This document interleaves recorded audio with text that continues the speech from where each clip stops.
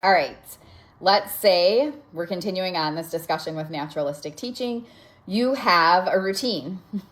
Well, actually, let me back up just a second, because one of the other questions about a routine is who creates the routine? Does the child create the routine? Does the adult create the routine?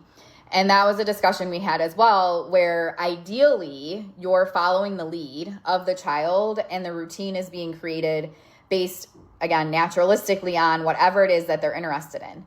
However, some children actually are very highly motivated by having the adult create the routine. They love the novelty, they start laughing, and they're just really enjoying whatever goofy thing an adult might come up with. So this is another area where even just first establishing that routine, you're likely to be doing some trial and error and some assessing. You follow the child's lead, you see what kinds of routines you can create based off of that.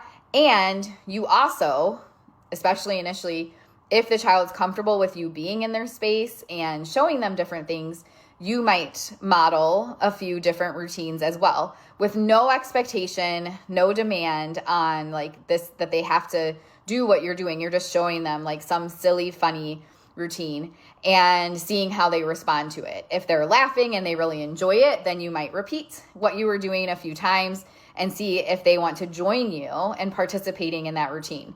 If they're not really, they're just kind of looking at you like, what are you doing? Then you're probably going to move on and try something else. So that's, two things to think about when looking at establishing a routine. So now let's say you have the routine established.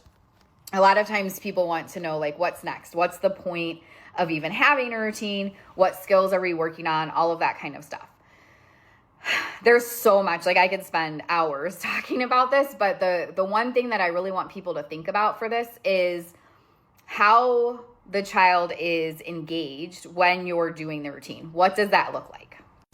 So when you're doing the routine, let's say one example we had for the training was there was this like tube, and the therapist was helping the child put these little marbles in the tube, and then they would come out of the tube, and the child stayed there and was reaching for the tube and reaching for the marbles and gaze shifting to the teacher. However, the child is not really showing any sort of facial expressions. It's really difficult to tell if shared enjoyment is happening.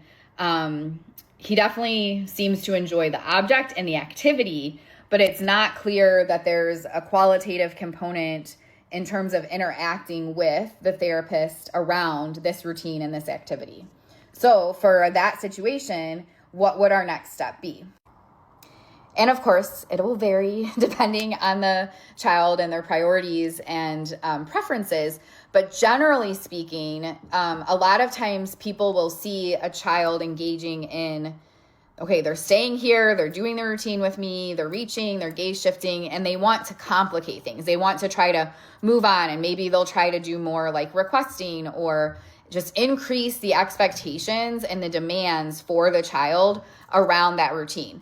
But my suggestion would be to try to see if you can get a little bit more excitement and enjoyment, especially that shared enjoyment, happening first, because you have something that the child enjoys. Clearly, they're staying with you, they're reaching for the stuff.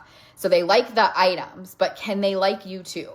Can you become part of the fun experience with this routine, or is it really just going to be about the items? And in some cases, it will just stay about the items, and it will just be an opportunity to have some active engagement with materials, and the person just really won't matter. But you don't know until you try. So you have to, become the center of attention, like they talk about in Early Start Denver model, and really just test things out and see if you do certain things to be more goofy and silly and draw attention to yourself around this routine. Does that up the enjoyment factor for the child, or do they not care, or does it maybe even cause some distress?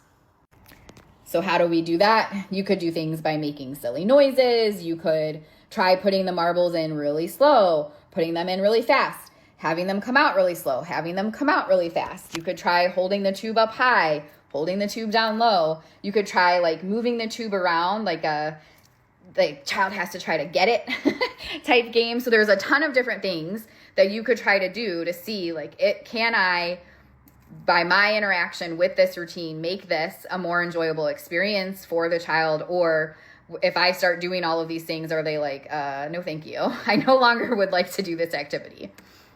So in this specific example, that would be my suggestion. Like the first step is let's try to see if we can build some more shared enjoyment before we try to do anything else with this routine.